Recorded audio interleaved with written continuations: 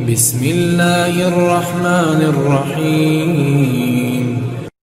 معزز ناظرین، دینی قصے چینل پر آپ کو خوش آمدید۔ ناظرین، خانہ کعبہ کے حالیہ طوفان سے آپ سب لوگ آگاہ ہوں گے، جس میں آسمانی بجلی گری اور اس منظر نے لوگوں کو فرتے حیرت میں ڈال دیا۔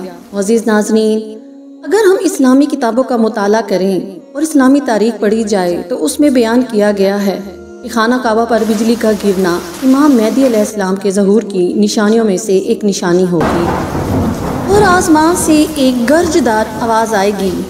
کچھ لوگوں کا خیال ہے کہ حالیہ خانہ کعبہ پر بجلی کے گرنے کا واقعہ اور طوفان ظہور امام مہدی کی نشانی ہے۔ اس بات کا حقیقت سے کیا تعلق ہے، آئیے اس ویڈیو میں ملاحظہ کرتے ہیں۔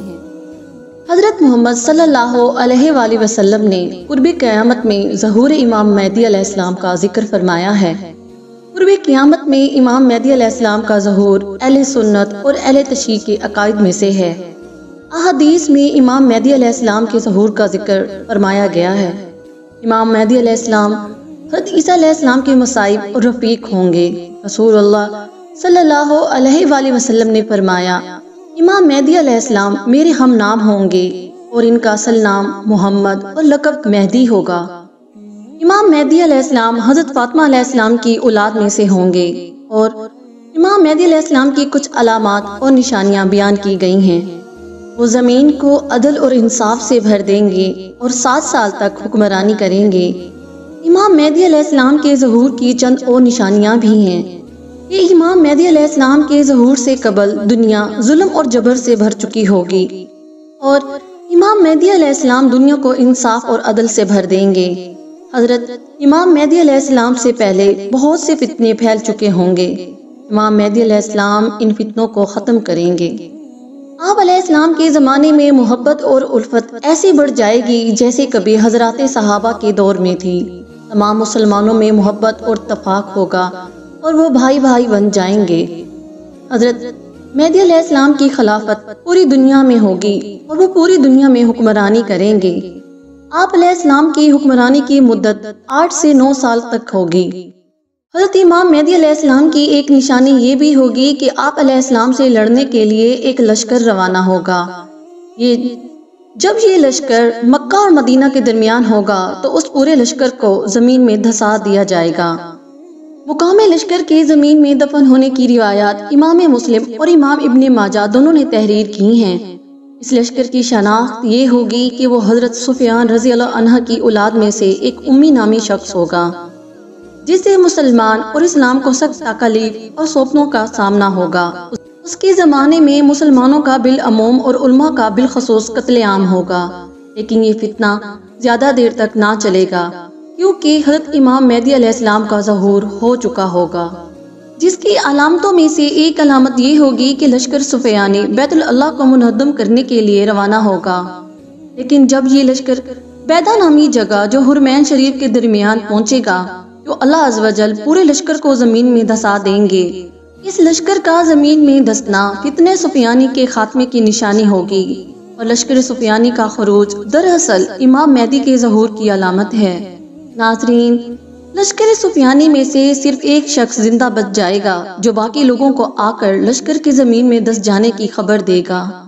امام مہدی کے ظہور سے قبل صرف سفیانی لشکر ہی نہیں بلکہ اور بھی بہت سے لوگ خروج کریں گے۔ چنانچہ کچھ لوگ مصر سے خروج کریں گے تو کچھ مغرب سے۔ اس وقت گویا مسلمانوں کو صفحہ ہستی سے مٹانے کے لیے دنیا کے تمام کفار مسلمانوں سے نبرد آزما ہوں گے، اور یہی وہ وقت ہوگا جب مرکز خانہ کعبہ پر چاروں طرف سے حملے کی تیاریاں شروع ہو جائیں گی اور اس کے کچھ عرصے بعد امام مہدی علیہ السلام کا ظہور ہو جائے گا۔